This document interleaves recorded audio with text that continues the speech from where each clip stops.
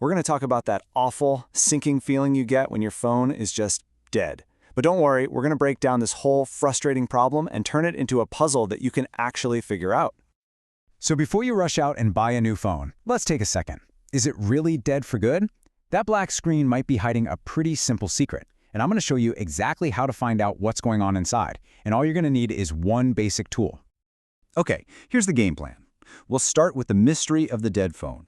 Then, we'll follow the power's journey, walk through a few first diagnostic steps, and finally, learn how to read the clues to crack the case. Right, let's dive in. We're starting at that moment. You know the one? That little bit of panic when you hit the power button and absolutely nothing happens? Well, this isn't just a disaster. It's actually the very first step in our diagnosis. The most important thing here is to change how you think about this. It's not a lost cause. It's just an electrical puzzle. We're basically becoming detectives. And the phone's power circuit, that's our crime scene. So where does any good detective start? You follow the first clue. And for a totally dead phone, that first clue is always on the primary voltage line.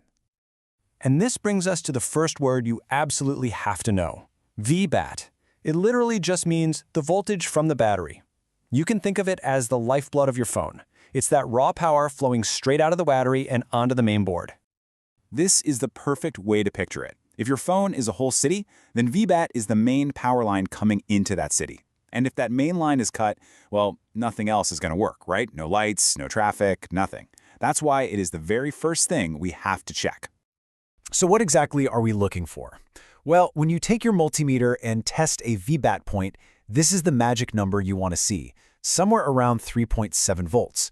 If you see that, you know the battery's holding a charge and it's doing its job. It's sending power out. Now, here's where things get interesting. Once that power leaves the battery, our investigation comes to a fork in the road. See, depending on how your phone was designed, that power can take one of two different paths to get where it needs to go. Okay, let's break this down. In a lot of phones, that VBAT power first hits a dedicated charging IC. That's an integrated circuit. Think of it like a gatekeeper. From there, it goes to the big boss, the PMIC, which is the Power Management Integrated Circuit. That's the city's main power plant. But in other phones, it's way simpler. The power just goes straight to one big chip that does everything. And knowing if your phone has one big power plant or a gatekeeper and a power plant is absolutely crucial because it tells you exactly where to look for the problem. All right, that's enough theory. It is time to get our hands dirty and actually start the real investigation. Let's put this knowledge to the test. This is the fun part. This is where you, the detective, pick up your #1 tool, the multimeter. We're about to use it to ask the circuit board some direct questions and get some real, honest answers. So here's our main test. It's really simple. First, we check if power is getting in. We test for that 3.7 volts, our VBAT reading, right where it hits that first main chip. Then, we immediately check if power is getting out. We measure the secondary voltage, which is called VPH, at the output coil. It's just a simple in and out test. Is power successfully making it through that first stop? And hey, here's another great trick. You can just take the battery out of the equation completely. Disconnect it, plug in a regular wall charger, and then test the pins where the battery would connect. If you see a voltage reading there, then you know the whole charging system itself is working just fine. And that's another massive clue for us. Okay, so you've run your tests, you've gathered your clues. Now for the most important part. What does it all mean? It's time to interpret what the phone is telling us. This little chart here basically connects all the dots for you.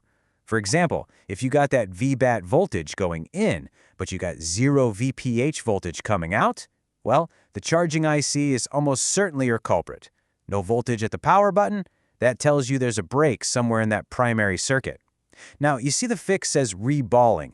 That's just a really technical term for a tricky repair where you resolder the tiny connections on the chip. But the point is, each symptom you find points you right to a specific fault. So what's the biggest thing to take away from all this? It said a dead phone is not some mysterious black box. It's a logical system. And now that you understand that power has to flow from a primary source, VBAT, to a secondary one, VPH, you have the roadmap. You can trace that path, just like a detective, and find the exact spot where things went wrong. And that knowledge, that's real power. So you've followed the clues, you've run the tests, and you've pinpointed the problem. That's huge! You now have the knowledge to actually diagnose the issue, which is incredibly empowering. But it also leads to the next big question, doesn't it? Now that you know what's wrong, what do? Do you try to fix it, find a pro to help, or just decide it's time for something new? That decision is now yours to make.